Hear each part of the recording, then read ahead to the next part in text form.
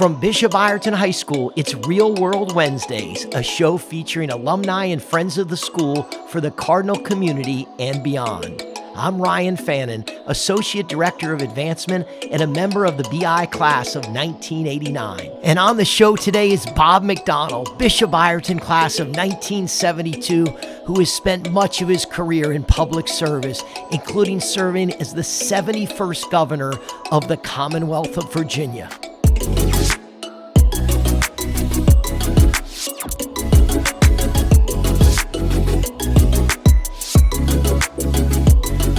Not many people can say that they served in the same role as Thomas Jefferson, Patrick Henry, and James Monroe, but Bob McDonnell is one of them. In 2009, with his election as the Governor of Virginia, Bob McDonnell joined an impressive lineage that began with some of the founding fathers of the United States who began their own political careers as Governor of the Commonwealth. Bob was born in Philadelphia, Pennsylvania, before his family moved to Virginia when he was just a year old. Outside of living in Germany for a few years due to his father's military deployment, Bob spent most of his childhood and teenage years in Virginia. When the family moved back from Europe, they settled in the Mount Vernon area of the state. Bob attended St. Louis Catholic School before heading to Bishop Ireton in 1968. There he was heavily involved in athletics, including catching a touchdown against the famed Remember the Titans team, and began to form what would later become lifelong friendships and bonds with his classmates. He attributes his time at Ireton to much of his formation into the person he is today. After 4 years at BI, Bob graduated and headed to Notre Dame on an ROTC scholarship. Following graduation from college, he served in the military for 4 years and received a master's from Boston University before shifting to the reserves. While in the reserves, Bob initially worked in the business sector before ultimately deciding to go back to school to earn his JD from Regent University. It was around this time that Bob decided that public service was the door God was opening for him.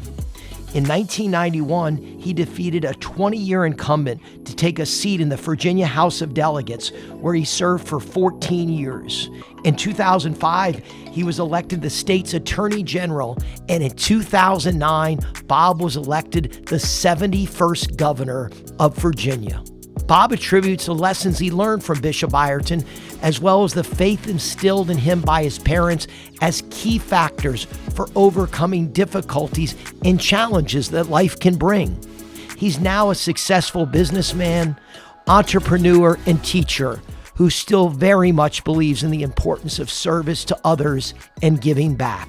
But to really understand how he got to where he is today, you have to go back to the beginning to learn about his parents, his initial and most important influences. My dad was an Air Force officer. My mom had earlier worked for a congressman here a congressman from Texas in D.C., which is where she met my dad. But she stayed home and took care of us. And, my early years, what I can remember, life just, couldn't have been any better. 1959, my dad did get transferred over to Wiesbaden, Germany, to serve 3 years in the Air Force over there. And I remember my mom being especially happy because she's of German descent. Her relatives actually lived in France because after the war, the borders changed, and what was Germany then became France. But I remember the thrill of getting to meet these long lost, cousins from Milhouse, France, where my mother's roots were from. And I thought, that's kind of exciting. I'd heard my dad talk a little bit about, his Irish father, but I didn't know anything about him. But I thought that was pretty neat. My dad was a lifelong Boston Irish Catholic, raised that way by his mom. That Irish Boston area community was very, very tight. That's where actually my grandfather came through in 1912. That's how the family got there. But that's where especially potato famine and then early 1900s, which was my lineage from my grandfather, that's where a lot of them ended. My mom was a convert. Her father was a pastor. They lived in a small town, Bryan, Texas, actually where Texas A&M is, but it was a small town back then. But he was a evangelical and Reformed pastor out of the German tradition, had literally immigrated from Germany through Baltimore in the early, I think 1922. And then she converted after meeting my father, converted to being a Catholic, and then became an organist in the church. And so all I knew is they were both Catholic, one by lineage and heritage, one by choice. And I just remember having a loving household. Thought it was cool. My dad had been in the Second World War, even though we never talked about it. The Great Generation never bragged about anything they did. And my mom just always being there to love and take care of us. So I say a very blessed childhood. Tell us about your time you remember at St. Louis Catholic Grade School. It's so interesting because our current head of school, Kathleen McNutt, that you know very well, now in her 6th year here, she came from St. Louis, where not only was she a student there many years ago, but she was the principal there right before she came here to Ireton. It's such a small world, isn't it, Bob? Well, those connections between Good Shepherd and St. Mary's and St. Louis were all very close because they were all feeder schools for Ireton. I'm very, in retrospect, with my mom not working and my dad being he's an Air Force officer, but very average middle class wages. They didn't pay the military, much, that they made it a priority to send me to Catholic school. So I'm really the only one. I went to St. Louis and then went to about 3 years of elementary school in Fairfax County Public Schools. And then they chose to send me to Ireton, and they had the money. I think it was like, I don't know, $600 a year or something like that, but that was a lot of money in 1968. Anyway, I just fortunate with that upbringing, and church every Sunday was very important at St. Louis, and then ultimately we went down to Good Shepherd. I think 1966 maybe or so, when Good Shepherd broke off as a separate parish because the Mount Vernon area was growing in population, and also in the Catholic population. And so that was my home church. Still kind of consider it my home church up here in Northern Virginia when I'm back, but always look back and think how blessed I was that they made it a priority for me to go to Ireton. And the connections are always still there. The pastor at Good Shepherd, Tom Ferguson, Father Tom Ferguson, class of 1984, Bishop Ireton. So the Cardinals are everywhere, aren't they, Bob? They sure are. Well, and it's funny, just jumping ahead for a minute, I moved down to Richmond, Virginia, of course, much later in my life, when I became Attorney General in the mid-2000s, and the head deacon at St. Michael's Parish is Andy Ferguson, who was one of my classmates from 72 here at Ireton. So, the Ireton connections have served me well throughout my life. So Ireton opens up in 1964. 4 years later, in 1968, you come to Bishop Ireton. What do you remember? Obviously, it was a new school. It had been only open for 4 years, but can you tell us about what you remember, maybe that first year when you came to Ireton, and some of those vivid memories?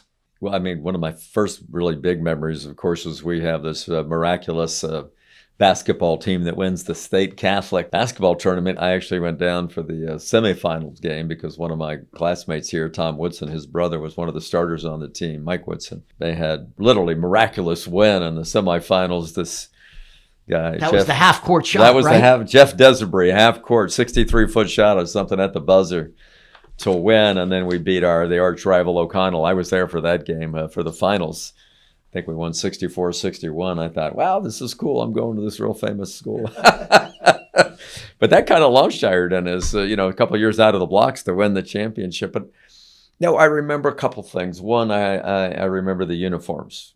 At first, I didn't like it, because all my friends pretty much in our community at Riverside Estates in the Mount Vernon area, they all got to go to Mount Vernon High School, and they got to wear whatever they wanted, and their cool new tennis shoes or whatever, and I had to be in this coat and tie and uniform every day. But after a while, and especially looking backwards, I realized how valuable that was. There were never arguments. There was never drama about what do you wear and do you have the latest designer stuff. As long as you had pants, coat, and tie, you were good to go at Ireton. Of course, being in this male-only environment at the time, I didn't recognize as much then, but it was an opportunity really to focus on the important stuff, growing in your faith, becoming academically excellent, talking with, at that time, a number of priests who were not only your teachers, but your mentors, about the important questions of life.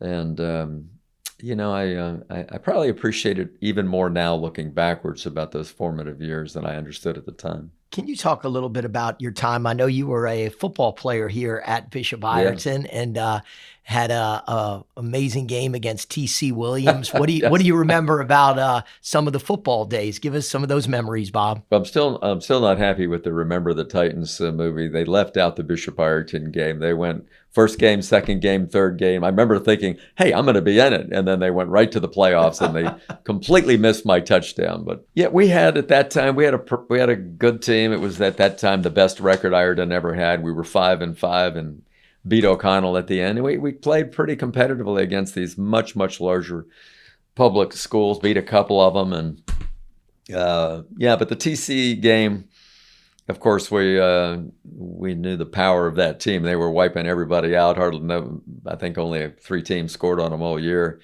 And I think they were just worn out at the end of the game with about 2.5 minutes left. I caught a long bomb from Scott O'Brien. I put one of my rare good moves on a defensive back. I think he fell down and I was wide open. So anyway, that was fun. I still we got mileage out of it later on. Many years later in office, I actually invited some of the Titans to come and do a fundraiser for me. Oh, wow. When I was running for re-election for the House of Delegates. And Coach Doc Hines came with Chris Kuseling and a couple of the other Titans players. So it was funny how, they'd gotten over my touchdown by then and they were willing to come and, do something. And we raised a little money for their charity. So it was fun memories in advance. But no, these Ireton years here, people like Father Norman, Father Brake, Father Gavin, we were all afraid of him, but we did learn respect for the rules. Father George Godley, I still quote Father Godley on some things. He shaped me up in classes a few times. But it was special because, you need discipline in your life. You don't like it.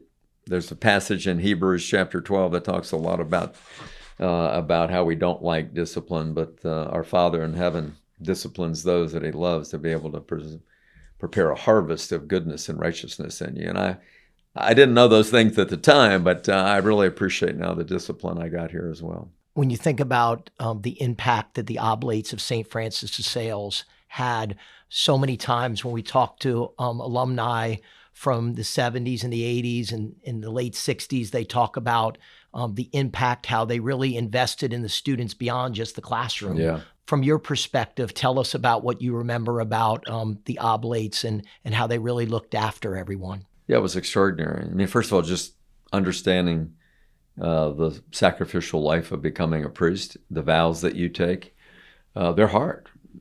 Poverty, chastity, obedience. I mean, these are things that go back, of course, to the admonitions of Paul, the great evangelist in the scriptures about it, what it takes to be a minister, for the gospel, set aside for that mission. And I saw it, and especially in people like Father Brake, Father Hagen, who many of us got to be close to.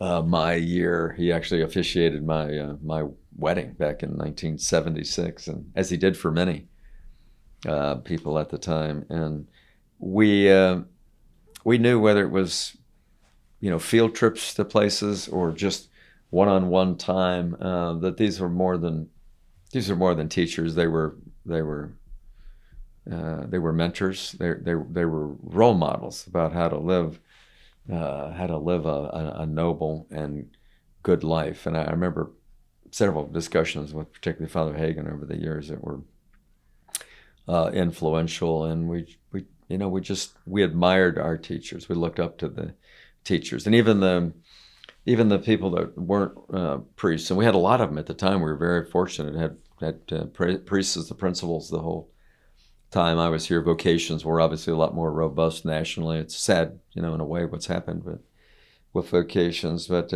even those, Coach Hornfeck and Norm Grimm, who was the captain of the police department, yet he came out to help coach the football team just as a volunteer. I mean, they were tough guys, but they taught us how to win and how to keep our head high in defeat and things like that. So I do treasure the times here, and especially, again, with being all boys, no drama with girls and no drama with dress. I mean, we were able to focus on some of the higher things in life and sharpen each other by our friendships. Speaking of those friendships, and we'll come back to your special 40 and 50-year Bishop Ireton reunions in a little bit, but can you talk about that brotherhood you've had all these years with the class of 1972? You guys are unbelievably close. I mean, the stories just go on and on, don't they? They do. We're happy that I think we're still one of the largest, in many years, the largest donor class back to Bishop Ireton, because we treasured those friendships and treasured what we learned here, that we attribute some of our relative success in life and our philosophy of life to what we learned here at Bishop Ireton. But I've got a group, Joe D'Amico, Brian Tucker, Mike Boland, that we still communicate regularly. We're on the same text thread. We talk to each other. We go to each other's weddings. We try to get together at least a couple times a year. We support each other in our hardships in life, whether it's been health or other things. Scott O'Brien, still been a lifelong friend. Joe Eichelkraut, who went to Notre Dame with me, the only one. He and I were the only ones that left for Notre Dame later on.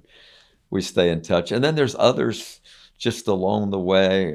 Mike Bennett's just texting you right before we start today. Yeah, Mike Bennett. And then Pat Harlow texted me about the election. We still have that camaraderie. Pete Newbold, of course, has been our great uniter. He's just so great and helped.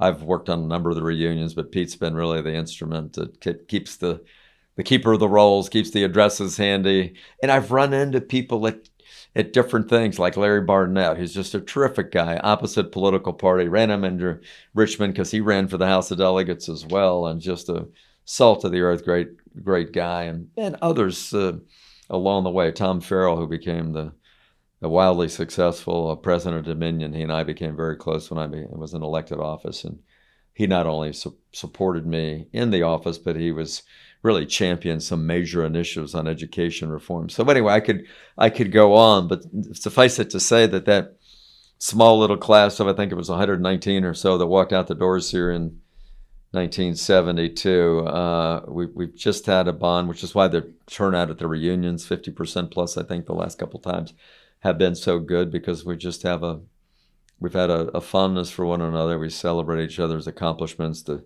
Facebook page Peter Newbolt's put together, we get to know and keep up with both the successes and travails of our classmates, and so the bond stays strong. After you graduate from Ireton in 1972, you head to Notre Dame on an ROTC scholarship. Tell us about your time in South Bend and what you remember the most about those days. Well, I remember, especially the first year, I was dumb enough to think I wanted to be an engineer when I knew I found out pretty soon I was cut out for other things like business. But I remember being really happy because my first year, the calculus course I took was using the exact same book that I took right here as as a senior at Bishop Ireton. So it was like a repeat, and it was one of the few A's I got that first year at Notre Dame was because of that. So my first thought is, I feel well prepared. Now I just got to get my my attitude, my discipline about studying right, and I'll do okay. And yeah, it took me a few years. I had one person, Joe Eichelkraut, who he and I were friends. He was in Air Force ROTC, and we were actually roommates that first year at Notre Dame. We requested it. We got to branch out and make other friends as well. But it was sure nice to have one of my classmates and friends, my fellow track competitor at Notre Dame. And I was used to the academic rigor because of Ireton. And I was used to, being able to learn things regardless of the subject with at least some reflections on the faith tradition of the Catholic Church. And so I really kind of felt at home and was pretty well prepared because of my time at Ireton. After you graduated from Notre Dame, you served in the Army for a few years and also received your BS from Boston University. And after shifting to the Army Reserves, you pursued a career in business before receiving your JD in the early 1980s. Can you talk about that career move and what prompted that? Well, I think between Ireton and my dad, in those formative years as a teen, the desire to excel, the desire to help others. I mean, those were pretty well ingrained in me, and discipline, both with my Air Force father and here with the Oblates here. So I felt like I was pretty driven to do things. Wanted to be the best that I could be, but particularly with my mother, who was just a lovely, giving, sacrificial Christian woman. I felt like I had both discipline and the golden rule advocacy of my mom, and reinforced here with the values at Bishop Ireton. So I always wanted to try to be better, try to get better. And so that led to, during my first year abroad, enrolling at Boston University through a distance education program. There weren't many of those back then, but I got through 3 years of study at night school in the Army and over in Germany. I got a Master's of Science in Business Administration. Those were formative years too. That was when the Soviet Union still controlled East Germany. The Iron Curtain was alive and well. I got to see that several times, and make me realize there really is a difference between good and evil, between freedom and tyranny. So that was a formative experience there. And then, as you said, I went into business with a Fortune 500 company because I did end up my time at Notre Dame getting a bachelor's degree in business, and then now that I'm with the master's. So it was great being in a Fortune 500 big business experience. It was very helpful in some of the technical skills and understanding how to manage and watching other senior managers how they did. But I just had this longing and calling still to go and learn something about government, because both my parents were in government. Again, Mom worked for a congressman, Dad in the Air Force, and I like that service to others philosophy, both from parents in Ireton, and so ultimately in '85 I went back to pursue further education. The majority of your adult life has been dedicated to public service, first as a longtime member of the Virginia House of Representatives, and then the Commonwealth of Virginia Attorney General, and finally the 71st Governor of Virginia. I want to focus specifically on the service aspect of public service. Can you elaborate on your decision? You talked about it briefly, but maybe dive a little bit more into that, how important that was to you and how that shaped all those things I just mentioned as your career really just was incredible. Well, when you go to high school where the motto is advance always, you're always looking to advance. Every day. But you're also realizing that when you go to every chapel at Bishop Ireton and the final song is "They'll know we are Christians by our love," you think, well, it's not just advancing for you. It's advancing for your neighbor and your fellow man, and that's the greatest good that one can do in life. Before I set out in the professional world, I had to go back to an evangelical Christian university, Regent University, got my master's degree in government and my law degree there. And that just reinforced a lot of the culture and things I learned at Ireton and Notre Dame, the integration of faith and learning, the greatness of leading an other-focused life. It's the essence of the great commandment that Jesus told us, the golden rule, live a life of service to others, treat others with respect like you'd like to be treated. I mean, those things were so ingrained in me and by so many influencers in education and at home that's really what I wanted to do. So yeah, I became a prosecutor, and it became evident to me within a short period of time that I really wanted to go into public service. I dabbled a little bit in some of the local political activities and worked for other candidates, but didn't think maybe that I could do it. But when I became a prosecutor, I just realized I don't think the criminal justice system in Virginia is working right. We don't take care of victims. We're too lenient on our sentences, especially for certain violent offenses. So the only way I know how to make a difference is I got to go get elected to the Virginia House of Delegates so I can go change the law. And that's what I did. Miraculously, God saw fit in 1991 to have me beat a 20-year incumbent by a couple points, and that started my career in elected office. It lasted 22 years, and again, very, very fortunate to be in that position. You have talked about your love of this great state of Virginia, and elaborate, if you can, on the love of the state that played in your decision to run for these elected offices that you just spoke about in your long career. I have to take history, Virginia history. I think I very much appreciated that here. It was U.S. and Virginia history that we had to take. I grew up in Mount Vernon area, literally on part of the South Farm, the old South Farm of George Washington. My mother worked at Mount Vernon. In fact, right after I graduated from school, I think she figured she had done her greatest work getting me out of the house. So the other kids were easier. So she went back to work at Mount Vernon, and I always admired the role of George Washington, the man that could have been king and said no, the man that could have been president for life and said no. He walked away from power, and he stayed away from his home for 8.5 years during the Revolution. Everyone packed to Mount Vernon because he loved the country so much. And I was very inspired, still am, by the life of George Washington. But, the more between Ireton, Notre Dame, Regent, these Christian influences, just constantly learning things from the scriptures, from the Catholic Christian tradition, and it all pointed to just service of others is the greatest thing one can do in their life. Jesus saying, greater love hath no one than to lay down one's life for one's friends. Well, I was willing to do that during my time in the Army, ended up serving 21 years, active and reserve total. But the next best thing is when, you said, look, I'm going to not go into maybe a profession there where my biggest concerns is about promotions and money, but I can be in public service where the pay is less. Remember the House of Delegates makes a whopping $17,600, but I just felt like I was doing good. And that took up, 2, 3, 4, and 5 months a year eventually. But I just, I felt like God just kept opening doors for Attorney General and then ultimately governor. And all I had to do was just work hard, dream big, follow that golden rule, work as hard as I could running through those doors that were opened. And I still look back now and think that an average middle-class kid like me could have had the same job as Patrick Henry and Thomas Jefferson, the first 2 governors of Virginia. So I think when I look at the fact, Virginians, 4 of the first 5 presidents were from Virginia. We're called the cradle of democracy, the mother of presidents. We arguably were the most influential of the founders. Jefferson, George Mason, the authors of the Declaration, the Constitution, along with Madison. These were the people that really invented this incredible democracy, 237 or so years young since the Constitution was executed.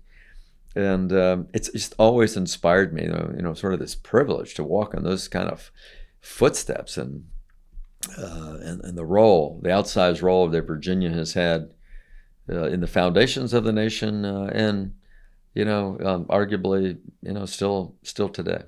Let's talk back about your class of 72 from Ireton, because as life goes on in your class, you and so many of your fellow classmates have gone on and done amazing things in their lives, but these reunions bring people back together in profound ways. Tell us and our audience the story about how you decided to host your 40th high school reunion in 2012 at the Governor's Mansion in Richmond, and tell us about that experience with your classmates. And I know with the tight-knit group with St. Mary's Academy, the sister school, have them and just talk about, wow, that was amazing. Ireton people really worked hard for me when I ran those campaigns for Attorney General and Governor. My friend Joe D'Amico hosted a fundraiser for me in Chicago during the governor's race. Our great friend Tom Farrell, the CEO of Dominion, was just extraordinary in being influential in the Richmond business community to give me credibility within that group and many others that were willing to work for me or endorse me or do something. Bill Giroux and Bill Ruberry were both in the press at the time. Now, I won't say they wrote favorable articles about me all the time. They were still straight and professional arrows about that. But anyway, the whole point was the bonds were still strong, and people like, again, Peter Newbold and others were keeping the class informed about what others were doing. So with the inauguration, we had the great band leader, Gar Whaley, come down, and Ron Umbeck, and they were there for the inauguration. And the Ireton band, I asked to be part of the so they marched, and I think we might have had a few cheerleaders. But anyway, that was a great source of happiness and pride to see my alma mater so well represented at the inaugural. And then I thought, I had been involved with most of the big reunion plannings at 10, 20, 30 years. And I thought, what, I'm right here at the Governor's Mansion. I've hosted countless events. I probably did 250, 300 events during the 4 years I was there. Why not have this little group of Ireton alums down to the Governor's Mansion? So I ran the traps, and everybody said it was okay, as long as we had to pay for it and everything, of course. But anyway, it worked out well. Everybody, Joe D'Amico, Pete Newbold, all the people on the planning committee thought, hey, that's a great idea. Maybe it'll boost turnout too. So anyway, we pulled it off, and it was a glorious couple of days. We had a couple of the priests that came down, Father Smith and a few others. We had a mass out there on the lawn. And it really was a glorious weekend. We did include the St. Mary's Class of 72 as well. And so my friend Joan Gartlin and others helped to put all that together. And I don't know, it's one of the great treasures of my life. We've got this beautiful picture in front of the governor's mansion the day after the Mass with the, I don't know, I think we were about 45% or so of the class that showed up. And one of my really great fond memories of being governor. Many of our audience may know this, but for those that don't, governors in Virginia are only allowed to serve one term. Right. So following your term as governor, talk to us about what you wanted to do after that. What led you to the career path where you are now? You know, I had a little bit of a rocky road after leaving the governorship. I had a long-term court battle with the federal government that ultimately ended up in a unanimous decision of the Supreme Court. But you know what? That, again, back to God disciplining those he loves and teaching you character and perseverance. You know, I think that my time at Ireton was also instrumental there, you know, whether it was competing in sports or competing to get the grades I needed to go to Notre Dame. You know, that really helped me through periods of adversity. But, you know, I've seen God's favor in my life immensely since being out. I always wanted to be a little bit of an entrepreneur. I've been involved with a Fortune 500 corporation and being CEO of the Commonwealth of Virginia with 115,000 people. You know, that was a big job. So I started my own consulting business, and that has now we're in our ninth year. I love teaching, as I treasure what people have done for me in the teaching role, especially here at Ireton. So I teach in the law and government schools at a number of universities, Regent and Liberty, both Christian universities. Been 4 or 5 times out as a guest speaker at Notre Dame. Then occasionally Christopher Newport. I got invited here with a friend of mine to go teach at Penn. So I've had a lot of opportunities like that to try to be a mentor, role model to young people, open doors for them. That's been fun. I'm doing some TV with Newsmax TV. I'm on a number of boards and commissions. I've actually been involved with some philanthropic activities down in Virginia Beach. Even helped with my friend Cheryl McCleskey start a little church. It's a non-denominational church that we do on the water. We call it Boat Church. We get people who wouldn't normally go to a bricks and mortar church who just want to be on the water. They don't mind their kids screaming. They can play in the water and listen to the church. Anyway, that's been fun, and God's just opened many doors to be able to do what I enjoy most, which is giving back to the community, serving on charitable boards, and just finding people that are in need and trying to do what my mom modeled for me, which is just make life a little better for those around you. Let's bring this full circle, Bob, to close things out. In 2022, you had your 50th high school reunion. Yes. I know a lot has changed since your time as a student here, but I'm curious about your perspective of the school now. We're in this broadcast studio for the taping of the podcast in the new 41,000 square foot academic center that was in the exact spot where the Oblate house was, where the priests lived during the time that you were here as a student. Did you ever imagine the changes and growth that have happened here at Ireton on Cambridge Road since you left in 72? I am so happy to see this school thrive and grow in helping to train up the next generation of leaders in whatever their profession is. Hopefully some in government. I think we need more people of faith in government. You know, the Proverb says, when the righteous rule, the people thrive and the people are joyful. And so I really would like to see more people think about public service. And even though it's fraught with travails and it can be a brutal profession, as we've seen through some recent elections, you know, I just think good people need to be involved in every discipline, but particularly in government, because that's what kind of sets the rules for our society and our culture. You've generously donated to Bishop Ireton over the years in a lot of different endeavors, but recently for the St. Francis de Sales Chapel renovation project. And I'd like to close with this. What inspired you to give back, and why do you think it's important to give back? You've talked about that throughout our conversation today, but when you think about Ireton and giving back, and you talked about your class of 72, you all have been that emotional spirit that you've always had and that connection to the school and financially supporting. Just tell us why it's so important to support your high school, Bishop Ireton. Yeah. We were one of the first classes. Obviously, started in 64. We started in 68, so we were the fifth entering class. I think there were just some extraordinary bonds that were formed there and that have lasted a lifetime. We've seen success. Again, people like Joe D'Amico becoming a CEO of a major healthcare company, and Tom Farrell, CEO of Dominion, one of the largest publicly traded companies in the world, and Chris Malone, a managing partner of a law firm, and my little success in public office. And all of us give great kudos to the foundations that we got from our parents, and our parents' great choice to send us to Bishop Ireton High School, and the bonds we kept there in those formative years. We just wanted to continue to celebrate.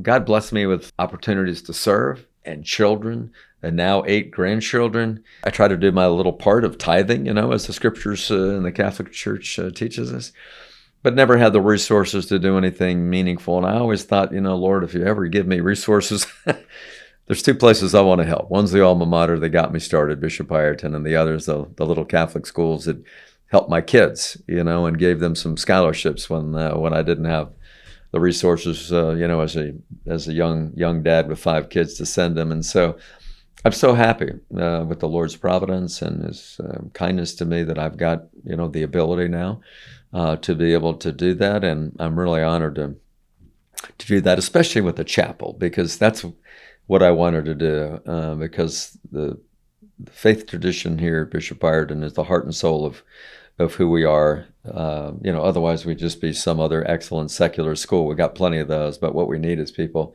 that know how to think right, that are inspired by the great commandments, that are inspired by Catholic social teaching to be able to be good neighbors in all aspects of their life. And so investing in something that symbolizes the Catholic Christian tradition, the cross on the chapel was really a great source of inspiration. I was glad when you brought this to my attention that opportunity was still available, because I can't think of any better place to invest. And I hope that people that listen to this that are alumni, that are parents of alumni, or just think we need more schools like Bishop Ireton High School that are teaching children not only to be excellent in the way things are now, but to use their faith tradition to see the excellence about what could be. It's kind of what John Kennedy, our Catholic president, said about the future. We need the dreamers, the ones that'll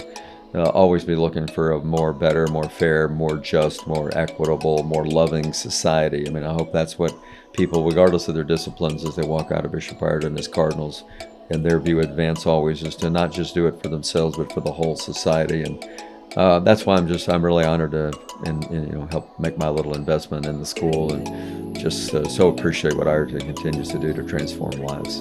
That's Bob McDonnell, BI class of 1972, former governor of the Commonwealth of Virginia and a proud Bishop Ireton Cardinal for life. I'm Ryan Fannin, and you've been listening to Bishop Ireton's Real World Wednesdays.